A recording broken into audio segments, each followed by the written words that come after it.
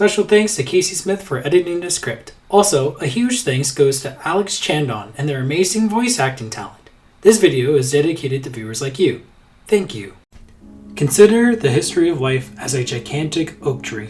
The beginning of life sprouted as a seedling and gave way to a trunk that would provide branches of history. Each branch represents a period that has come and gone. The Hadean era gave us a start. The Devonian era gave life a chance to walk on land. And the Mesozoic era gave us the dinosaurs. Many of these branches are very strong, carrying stories that you would not believe. Then there is our branch, which is small in comparison, but still growing as time progresses. We, as humanity, pale in comparison to the grand design of nature itself. Yet, out of all the creatures in the world, we are the most unique. With science, technology, and the arts at our disposal, we have managed to overcome the odds to transition from spectators to participants at life's center stage. Since the time beyond the reach of reason and memory, we have questioned our existence. Who are we? What are we doing? Why are we here? How did civilization begin? Many scientists, philosophers, and religious leaders have dedicated their whole lives to solving this mystery. And from what we know about people, we are stubborn in our search for the truth. The way I see it, civilization began in 3 moments: technology, the arts, and humanity. I would consider these like the equivalent of throwing stones in a pond. Each ripple generates an effect that would go on for some time. We can see the big 3 participate in our lives in more ways than previously imagined. Each of these moments are neither inferior nor superior to each other, but equal.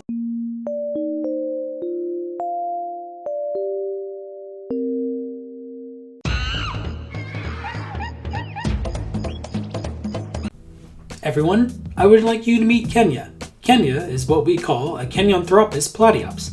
He's not very smart by our standards, but he is hungry, and hunger is the mother of invention. All of a sudden, he sees a famous Chef Gordon Ramsay special he's been hearing about around the watering hole, an animal carcass. Kenya is dying to get his hands on it, but can't seem to get it open. Then, he remembers a special rock Augie showed him while they were trying to get those plants the other day. He grabs a stone and makes it from scratch. It's a sharp flake of stone sheared off from bigger rocks. It isn't much, but this is great for Kenya because he can use it to cut things, especially that delicious animal buffet. Not only did Kenya get his food, but he also learned a new trick. Little did our friend know that he's one of the first hominids to use tools. The earliest known tools were found in Eastern Africa, dating back to 3.3 million years ago. Those tools are made by knocking off pieces of a river pebble, then using hammerstone to get the small or large pieces with 1 or more sharp edges.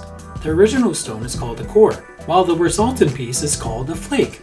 Scientists often call this method a core and flake, which sounds like a person going to the gym and then suddenly deciding to leave after 1 minute of exercise.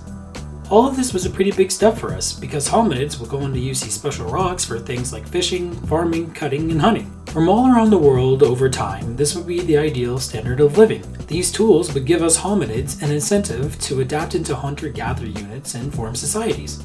But wait a second, you can't have a tool time without a tool shed. The earliest man-made structure was created by Homo habilis around 2 million years ago in Eastern Africa. In prehistoric time standards, these ideal locations are highly valuable, despite their lack of granite countertops or open concept floor plan. These homes include, but are not limited to, a home with a roof supported with timber, with walls made out of packed clay and stones. Ooh. A cozy little tent inside a cave that was made out of stones and animal bones. Oh my goodness. And if that won't make you say yabba dabba doo, check this out. Huts that were made of mammal bones and animal hides.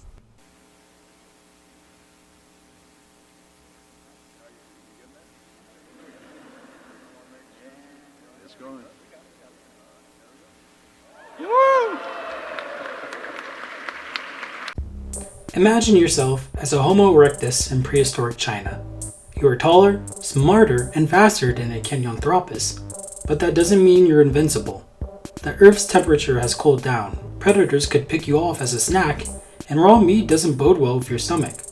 Probably because of the parasites from the meat, but what do you know? It's not like you graduated from Flintstone University like your mom wanted you to. All of these factors and more prohibit you from making an honest living until the ripe old age of 30. However, you and your species didn't move out to places such as the Middle East, Europe, and Asia just to be snuffed out by this one little problem. You and your crew head to shelter before it gets dark to set up camp.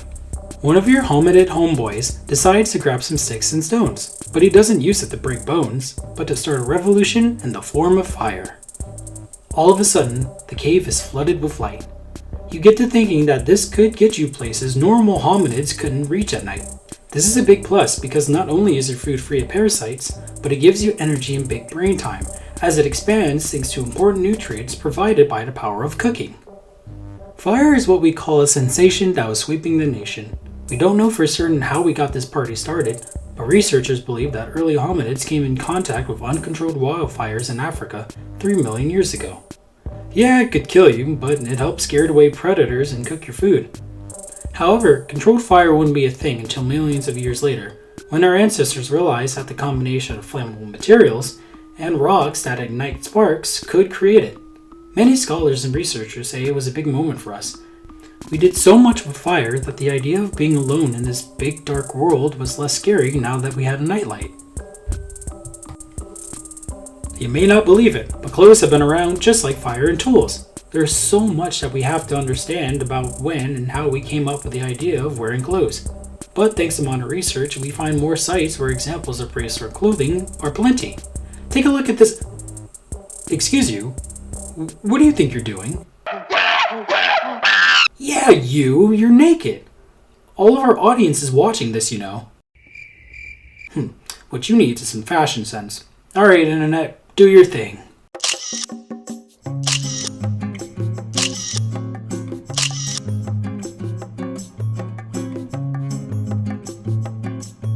Hello cuties, it's Alex here, and today I'm going to show you all the fashion do's and don'ts of a prehistoric fashionista. First, we have the Neanderthal, or the Cro-Magnon look in the Paleolithic era. Function over fashion is a must nowadays. You have no natural fur on you, and those winters in Siberia won't do you any good. Might I suggest a vintage Ice Age look? It's fully functional and completed with imported mammoth furs or bison hides. In my personal opinion, I would definitely wear a deerskin hoodie. The fit may be cold, but you'll be hot AF with those functionally warm fur trims. Fur is so last season fit, also in the Paleolithic era. If furs aren't your thing, why not go all natural? Places like Australia and Africa aren't exactly the type of sweater weather material. How about something light, like linen? That could get any hominid around the hot climate with no problem at all and looking primitive just the way you like it. Around these parts, it's common to grab a skirt or a loincloth and start your day off bohemian. And lastly, we have the Utsi collection in the Chalcolithic era. Now this, I think you'll love. Getting the Utsi look provides you with a more modern approach. It comes with a coat, leggings, a loincloth, belt, and cap. All the materials are designed to keep you nice and safe thanks to the padding and versatility. How else are you going to survive the Alps, Queen? But don't you dare go outside without the classic Utsi 11s. They provide state-of-the-art 2 layers stitched together with the inner layer styled with dry grass stuffed into a netting with bast fiber string. The outer layer, you ask? Why, deer hide, of course. We're not savages or anything. I would totally consider all of this comfy, fashionable, and warm.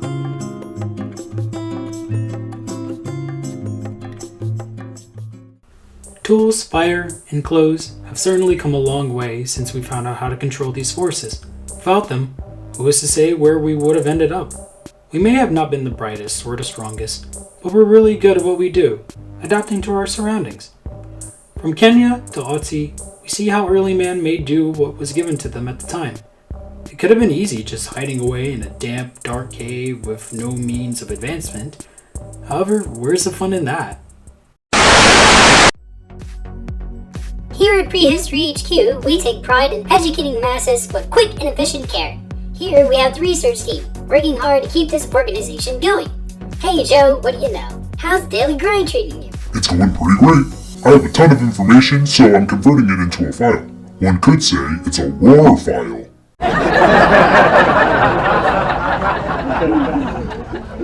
Pack up your desk.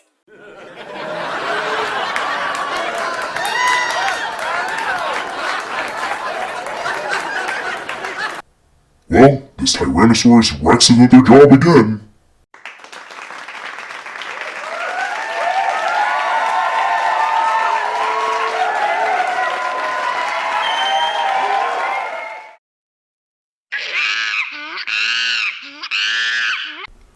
You appear at an unfamiliar cave. It's damp, dark, and you definitely want to go home. Yet, there's something different about this place.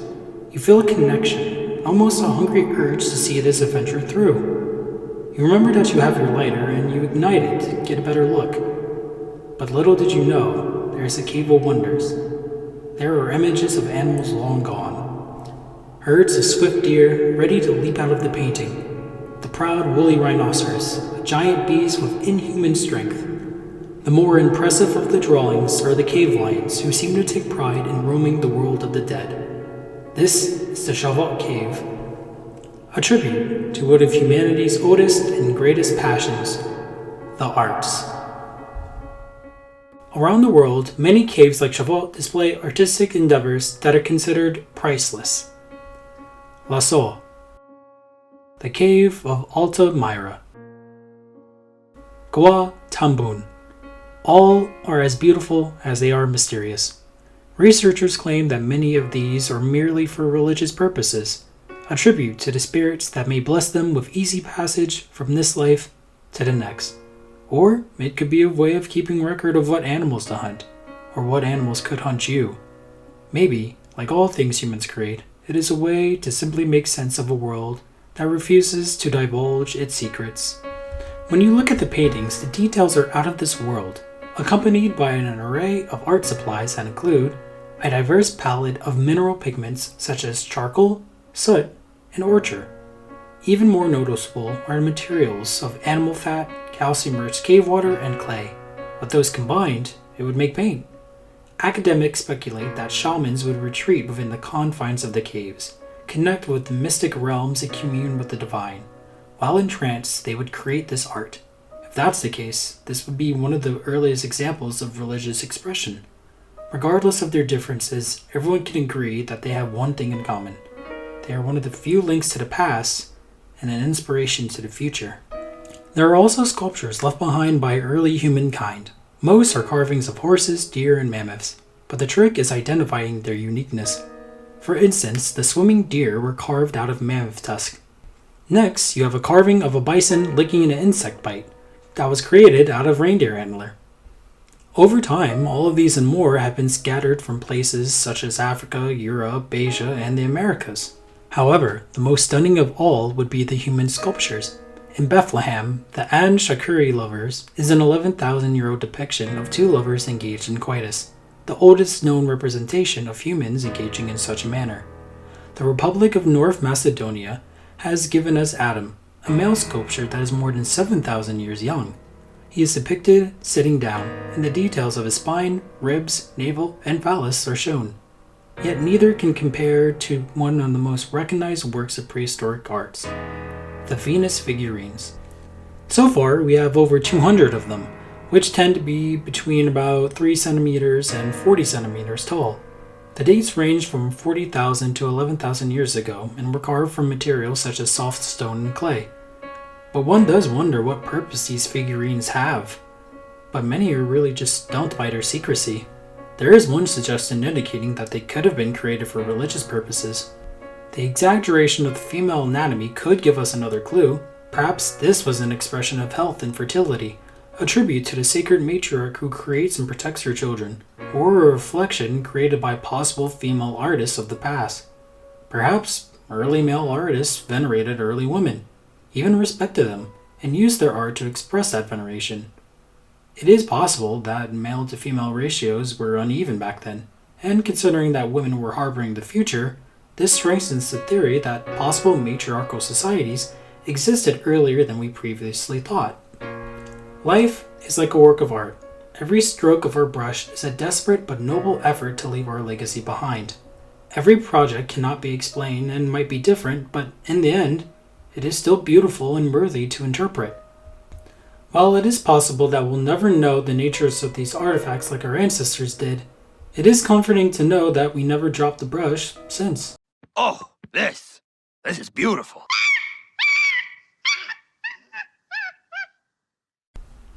Well, ladies and gentlemen, there you have it. Major events that would help us grow as humankind. Yeah, we had fire, but early humans couldn't harness it the way a camper or a blacksmith would today. Back then, everyone had to do their part and work in order to progress. Now we have modern medicine, a vast amount of knowledge, and marvelous inventions that makes our days easier. Yet, there's one more equally important piece that has to be talked about. One that makes everything somewhat worthwhile.